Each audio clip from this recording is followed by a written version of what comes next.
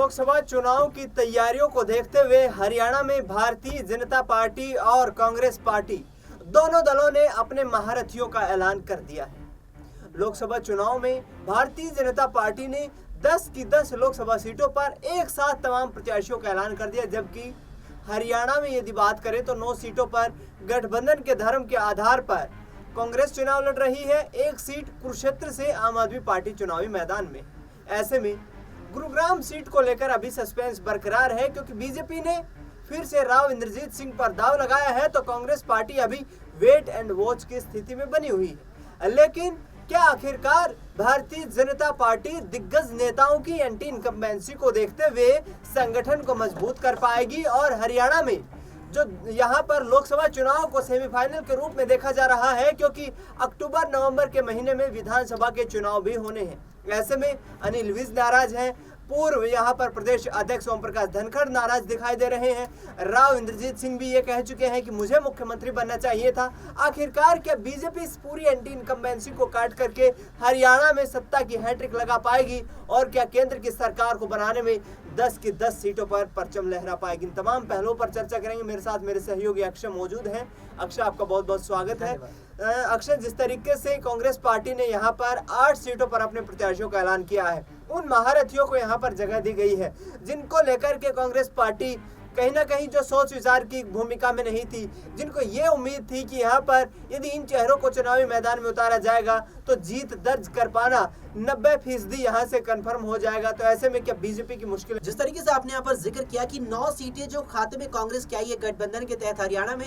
उसमें से 8 सीटों पर पार्टी ने अपने प्रत्याशियों के नामों का ऐलान कर दिया, जबकि गुरुग्राम पर अभी वेट एंड वॉच की स्थिति चल रही है। यानी कि कहीं ना कहीं अभी माहौल को भांप रही है गुरुग्राम को लेकर कांग्रेस आला कमान की कमेटी, और उसके बाद ही यहाँ पर लगता है कि चुनावी मैदान में प्रत्याशी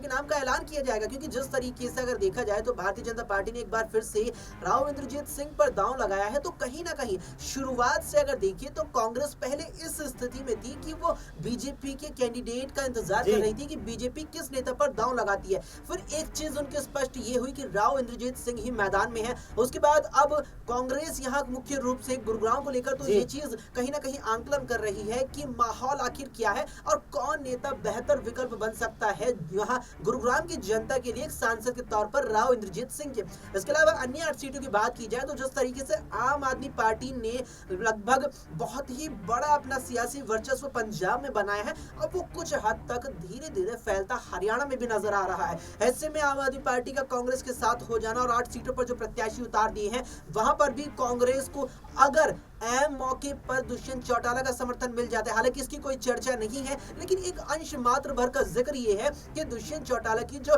तकरार यहाँ बीजेपी से है उसके चलते वो कांग्रेस का दामन थाम सकते हैं, कांग्रेस के साथ गठबंधन में जा सकते हैं। वो चीज भी अगर कांग्रेस के फेवर में चली जाती है तो भारतीय जनता पार्टी की राहें मुश्किल से भी और मुश्किल हो जाएंगी। बिल्कुल अक्षय, यहाँ पर आपने दुष्यंत चौटाला का जिक्र मेरे से पहले ही कर दिया, तो मैं अगला सवाल यही पूछने वाला हूँ कि क्या दुष्यंत चौटाला यहाँ पर बीजेपी को नुकसान पहुंचाएंगे, जबकि 8 सीटों पर जो है चुनाव लड़ने की यहाँ पर तैयारी है और कहीं ना कहीं वो कहते नजर आ रहे हैं कि 2 सीटों पर यदि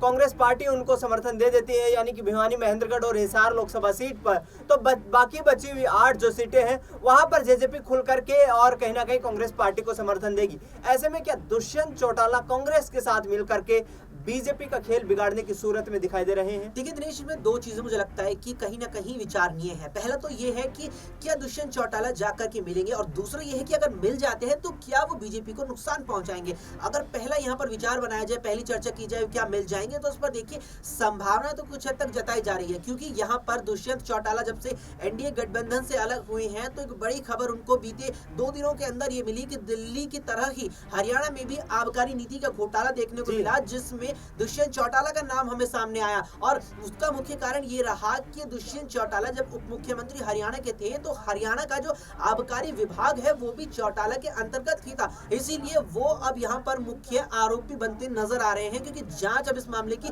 बढ़ सकती है, उसका दायरा बढ़ेगा तो चौटाला की मुश्किलें बढ़ जाएंगी। लेकिन उस सबसे पहले अगर चुनावी भंवर पर नजर डाली जाए तो चर्चाएं कुछ हद तक थी कि दुष्यंत चौटाला कांग्रेस के साथ जा सकते हैं, और अगर दुष्यंत चौटाला कांग्रेस के साथ चले जाएंगे तो उस बात में कोई दौरा नहीं है कि वो बीजेपी की मुश्किलें बढ़ा देंगे, बिल्कुल। क्योंकि यहाँ पर अगर जातीय समीकरण देखा जाए हरियाणा में तो जाट समुदाय की अच्छी खासी आबादी जी। मानी जाती है और उस जाट समुदाय पर चौटाला परिवार का लंबे सालों से, लंबे वक्त से वर्चस्व एक प्रकार का रहा है और अभी भी है, जिससे वो कांग्रेस की राहें आसान और बीजेपी की मुश्किल कर देगा। बिल्कुल, बीजेपी के लिए चौटाला परिवार मुश्किलें खड़ी कर सकता है, क्योंकि किसानों के मुद्दों पर लगातार चौटाला परिवार राजनीति करता रहा है। दुष्यंत चौटाला हरियाणा सरकार में अब अलग होने के बाद भी नायब सिंह सैनी पर मुखर तरीके से आवाज उठा रहे हैं और उनका साफ तौर पर यह कहना है कि जब तक हम 4.5 साल तक सरकार में थे, किसानों की फसल खरीद पर किसी तरीके की कोई समस्या नहीं हुई, लेकिन जैसे ही बीजेपी ने अपने दम पर सरकार बनाने का फैसला किया है, पहले ही सीजन में यहाँ पर किसानों की ना तो फसल की खरीद हो रही है और ना ही उचित वक्त पर उनको फसल का पैसा मिल रहा है। ऐसे में आखिरी सवाल रहेगा अक्षय जी, किसानों का मुद्दा कितना बड़ा हो सकता है? करनाल से पूर्व मुख्यमंत्री मनोहर लाल खट्टर लोकसभा का चुनाव लड़ रहे हैं, वहीं वर्तमान में हरियाणा कैबिनेट में मंत्री, हिसार से यहाँ लोकसभा प्रत्याशी भारतीय जनता पार्टी के रणजीत सिंह चौटाला को भी जबरदस्त विरोध का सामना करना पड़ा है। ऐसे में तमाम प्रत्याशियों का जो विरोध हो रहा है किसानों की तरफ से, कितना बड़ा फैक्टर हो सकता है? देखिए कहीं ना कहीं अगर हम इस पर शुरुआत से चले, यानी थोड़ा जो किसान आंदोलन 2021 में शुरू हुआ था और फिर दिसंबर 2022 में जाकर जब किसान आंदोलन थमा, तो दिनेश